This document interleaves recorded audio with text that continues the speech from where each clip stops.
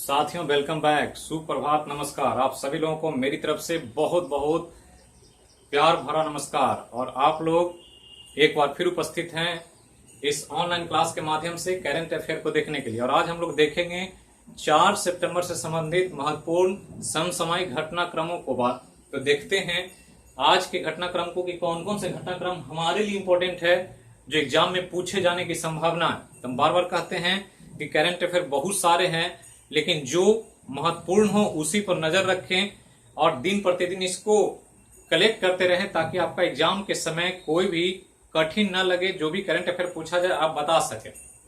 बिहार का current affair भी मैं प्रिपेयर कर रहा हूं, जो आप लोग के लिए लेकर आऊंगा, जिसमें बीपीएससी बिहार दरोगा सचिवालय सहायक पर विशेष फोकस होगा और उसमें बिहार राज्य से संबंधित करंट अफेयर ज्यादा पूछे जाते हैं। तो उसके भी प्रिपरेशन मैं कर रहा हूं, जो बहुत जल्दी आपके सामने आएगा एक एक करके। तो चलिए शुरू करते हैं। शुरू करने से पहले जो भी ऑनलाइन क्लास को देख रहे हैं पहली बार, वो चैनल को जरूर सब्सक्राइब करें, लाइक करें और ज्यादा से ज्यादा लोगों को शेयर करें। साथ ही जो पहले से किए हुए हैं वो इसको अपने अपने ग्रुप में जरूर जोड़ने का प्रयास करें, क्योंकि हम कह रहे हैं बार बार कि जितना बड़ा परिवार होगा उतनी तैयारी अच्छी होगी, आपका मूल्यांकन अच्छा होगा और आप अपने पढ़ाई को आकलन अच्छे से कर पाएंगे। तो चलिए शुरू करते हैं, देर नहीं करते हैं।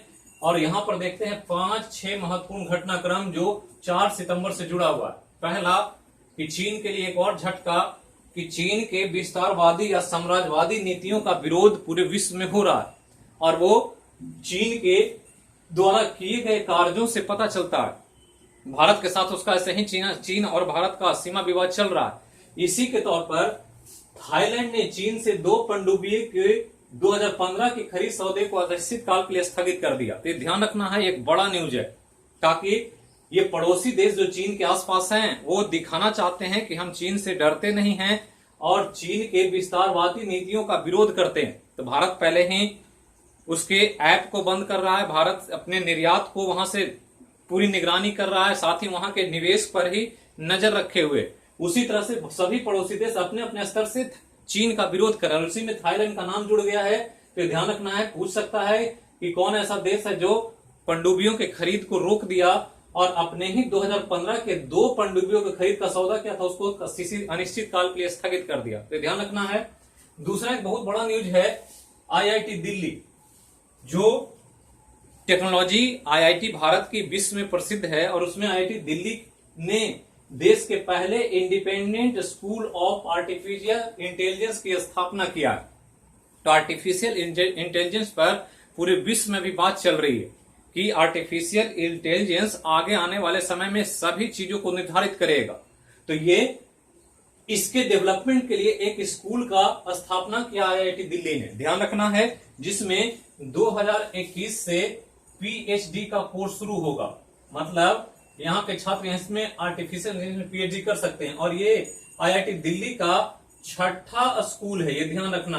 मतलब यहाँ अलग अलग तरह के 6 स्कूलों की स्थापना हो चुकी है, जबकि आर्टिफिशियल इंटेलिजेंस के मामले में ये स्कूल देश का पहला विद्यालय है या पहला स्कूल है। तो ये ध्यान रखना, देश का पहला है, लेकिन आईआईटी दिल्ली का ये 6ठा स्कूल है और ये एक बड़ा अचीवमेंट है आईआईटी दिल्ली के द्वारा किया गया। तो ध्यान देना है।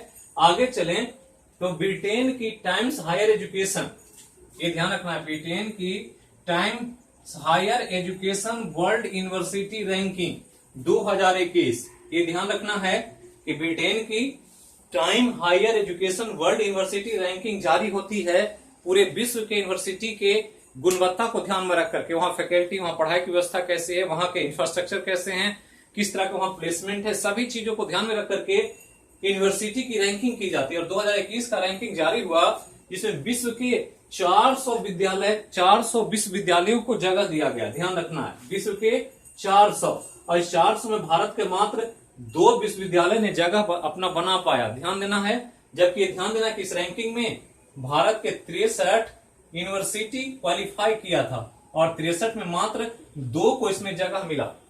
और 2 है कौन कौन, तो पहले भी हम बता चुके हैं, आईआईएस बेंगलुरु पहला तो ये, और दूसरा आईआईटी रोपर।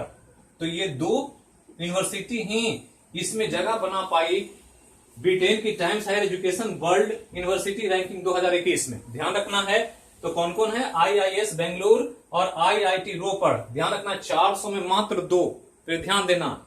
आगे चले तो हरियाणा की पर्वतारोही जो माउंटेनर हैं, पर्वत पर चढ़ती हैं, नाम है अनीता कुंड, को तेनजिंग नॉर्गे नेशनल अवार्ड के लिए चुना गया। ध्यान रखना है, बहुत इंपॉर्टेंट न्यूज है, ये पूछा जा सकता आने वाले एग्जाम में, क्योंकि अनीता कुंड एक बहुत अच्छी पर्वतारोही हैं और हरियाणा से बिलोंग करती हैं और इनको तेनजिंग नॉर्गे नेशनल अवार्ड जो साहसिक खेलों के प्रदर्शन के लिए, साहसिक कारनामों के लिए दिया जाता है, जैसे हमने गजानन यादव का पहले बता चुका है, तो वो पैराशूट में दिए थे। और यहाँ पर जो है पर्वतारोही के तौर पर जो लैंड एडवेंचर होता है, मतलब इनकी जो चुनाव हुआ है वो लैंड एडवेंचर के रूप में, तो लैंड एडवेंचर के रूप में इनको चुना गया, लैंड एडवेंचर कैटेगरी में।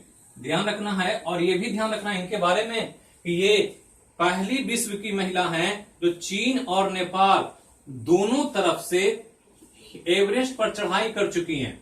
ये ध्यान रखना, विश्व की पहली ऐसी महिला जो चीन की तरफ से भी और नेपाल की तरफ से भी एवरेस्ट को फतह कर चुकी हैं। और ये भी है, ये 4 बार प्रयास किया गया है इनके द्वारा और 4 में 3 बार एवरेस्ट को चढ़ने में सफलता प्राप्त किया। तो ये एक बड़ा अचीवमेंट है, अनीता कुंड के साहसिक, उनके ताकत, उनकी बहादुरी को प्रदर्शित करता है। तो ध्यान रखना, अनीता कुंड बहुत इंपॉर्टेंट है एग्जाम के लिए। अब एक न्यूज है आर्थिक जगत से, और वो है भारत का अडानी ग्रीन, जो मुख्य रूप से सौर ऊर्जा पर काम करती है। और अडानी ग्रीन ने 12.32 गीगावाट सौर ऊर्जा के पोर्टफोलियो का निर्माण किया। मतलब इनके द्वारा, अडानी ग्रीन के द्वारा 12.32 गीगावाट सौर ऊर्जा उत्पादन का एक सक्सेसफुल, सफल प्रयास किया गया। और इसके साथ ये दुनिया की नंबर 1 सौर ऊर्जा कंपनी बन गई, ये ध्यान रखना। तो ये एक बड़ा अचीवमेंट है, बहुत ही, जो मैरी कॉम के द्वारा जारी किया गया है पूरे वर्ल्ड के रैंकिंग में। और पूरे वर्ल्ड में ये कंपनी, जो भारत की कंपनी अडानी ग्रीन, सौर ऊर्जा के मामले में दुनिया की नंबर 1 कंपनी बन गई है। तो ध्यान रखना है, इनका कुल क्षमता 12.32 गीगावाट है, जो अडानी ग्रुप का विश्व में नंबर 1 स्थान पर लाने के लिए इतना गीगावाट ला करके इन्होंने विश्व का नंबर 1 स्थान हासिल किया है। एक खेल जगत से न्यूज है, बड़ा न्यूज है, जो पूछा जा सकता है। पाकिस्तान के नवोदित खिलाड़ी, जो नए खिलाड़ी आए हैं, हैदर अली, उन्होंने T20 इंटरनेशनल क्रिकेट में, जो 2020 होता है अंतर्राष्ट्रीय खेल क्रिकेट के पदार्पण, मतलब डेब्यू मैच में, पहले ही मैच में, पदार्पण मतलब पहला मैच, डेब्यू मैच कहते हैं इसको, तो पहले ही मैच में अर्धशतक लगा दिए। और T20 में कोई भी खिलाड़ी अभी तक डेब्यू मैच में अर्धशतक नहीं लगाया था। और इस प्रकार हैदर अली पाकिस्तान के जो हैं खिलाड़ी, नवोदित खिलाड़ी, वो दुनिया के पहले बल्लेबाज बन गए जो T20 इंटरनेशनल के डेब्यू मैच में हाफ सेंचुरी लगाया।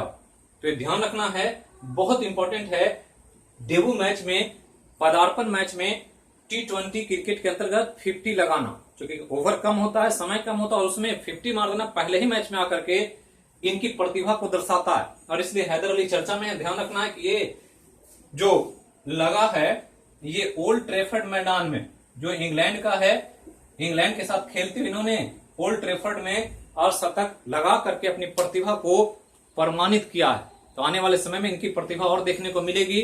तो इसी के साथ यही था आपका आज का महत्वपूर्ण करंट अफेयर, जो एग्जाम परीक्षा के दृष्टिकोण से परीक्षा उपयोगी था। तो जहां रहे, स्वस्थ रहें, सुरक्षित रहें, बिल्कुल मस्त रहें, आपका दिन मंगलमय हो, शुभ हो।